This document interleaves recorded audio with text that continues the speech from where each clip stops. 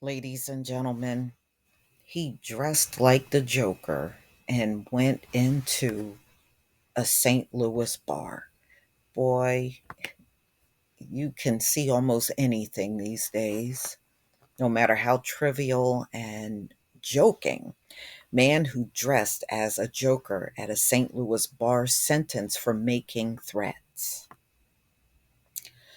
So, a man who dressed up as a Joker was sentenced to 60 days in jail and also probation under a 1 year suspended sentence for making a threat at a bar. Jeremy Garnier, 51, is already free, according to the St. Louis Dispatch. He told the outlet that he already spent 5.5 months behind bars waiting for trial in this case. The case stems from Garnier dressing as the Batman arch nemesis, the Joker. He entered the Blueberry Hill Bar on Delmer Loop area of St. Louis, making threats of violence while on Facebook Live. The last time I heard about Facebook Live was during the Buffalo Tops supermarket shooting.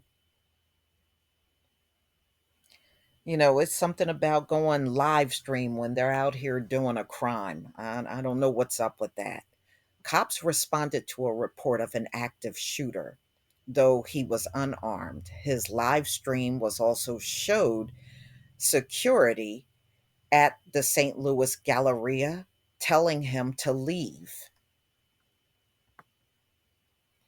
Mm-mm-mm. We're not going to go to any movie theaters, he said, referencing the mass shooter who attacked a movie theater in 2012. Boy, do I remember when that happened. You know what I really remember about that Batman shooting? There were quite a few black people in that theater. Do you know none of them got shot? Everybody that got shot in the theater, they were white. And we were like, whoa, wow. How did that happen? And that theater was crowded. But that's the one thing I do remember. Some of you might remember that too. So, they're talking about the 2012 shooting, the screening of Batman, The Dark Knight Rises in Aurora, Colorado. We're going to go totally unarmed because we don't want to alert the authorities into thinking we might be on an actual rampage. He said he had no intentions on committing violence. I was just talking like the Joker, Garnier told the outlet on the phone. I was in character. Everybody knew that it was a joke and that I had no intentions on following up with a threat. Okay, so you made a threat, but you're saying you had no intentions on doing it. Well, people don't know that. And you come into a bar with your face all made up like a joker. People don't know what your intentions are. They don't know whether they're going to live or die at that point. Because some of y'all are so crazy, you'll go out here shooting random people that have never done a single thing to you.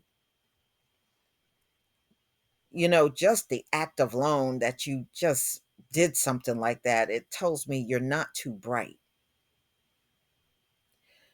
Okay. So he said the case hit a road bump for prosecutors when the judge in January dismissed the case because the state could not provide a witness for the grand jury. Authorities nonetheless refiled in only a day. Have you ever heard of them throwing out a case against a black man because they couldn't get a witness for the grand jury? I have never heard such a thing. They'll still move forward with a trial with no evidence. Garnier ultimately pled guilty to the misdemeanor version of making a terroristic threat down to the felony version he originally faced. He told the outlet he pled guilty in order to avoid more time behind bars.